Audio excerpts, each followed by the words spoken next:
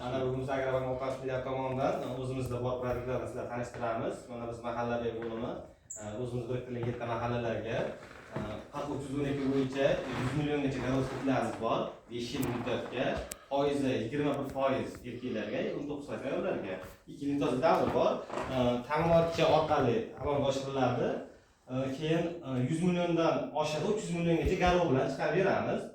Qayta ta'mirlash yoki bir jihoz olish, bironta yangi narsa sotib olish uchun chiqaramiz. Keyin o'zimiz mahallalarimizga mahalla loyihasi doirasida 50 milliongacha 25% erkaklarga, 23% ayollarga 5 yil muddatga kreditlarimiz bor. Buni ham 2 yil imtiyozli davri bor. Buni naqd pul ko'rinishda plastik karta tashib beramiz.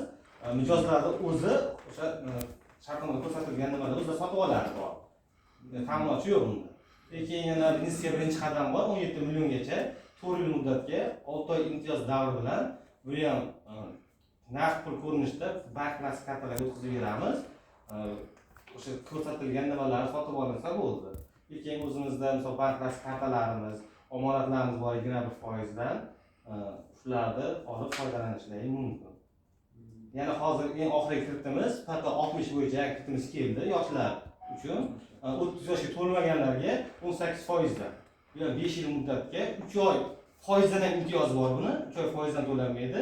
Undan keyin 1,5% imtiyozda va keyin qolgani asosiy ta'minot to'lanadi. 2,5 milliongacha beramiz. 100 milliongacha garovsi bo'ladi, kafillik yoki sug'urta bilan bo'ladi.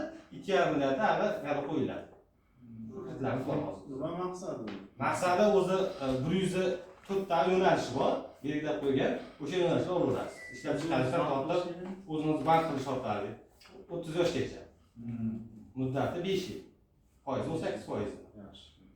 Bu chunki o'zimiz resurs emas, Moliya vazirligi tomonidan imtiyoz ajratib beriladi. Ta'minotchiga beriladi? U ta'minotchiga beriladi. O'ta ta'minotchi shu beriladi. Har ayollarga 723%. U plastik karta, bank plastik karta o'zimizdan karta olasiz. 50 milliongacha. Maqsadi endi maqsadi chorva, issiqxona, o'sha nimalar tashkil etsangiz, shu bank qilishda o'sha orqali siz o'sha odam, ya'ni yonida o'sha xonadondan ikkita odam bank bo'lsa, 412 ming to'langan mana shu qilgan ishimiz bo'lib qoladi.